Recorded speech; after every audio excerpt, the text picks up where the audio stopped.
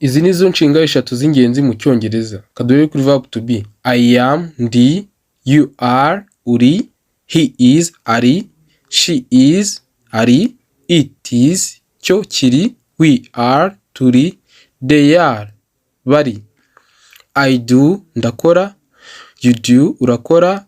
He does, arakora. She does, arakora. It does, kirakora. We do, turakora. They do, bo barakora. I have, mfite. You have, ufite. He has, afite. She has, afite we w'umukobwa. It has, cyo kirafite. We have, dufite. They have. Mwibuke gukora subscribe. Iki kibazo nacyo mugisubize muri comment. Mujye no kuri channel yacu mukurikira amasomo ariho mu Cyongereza no mu Kinyarwanda.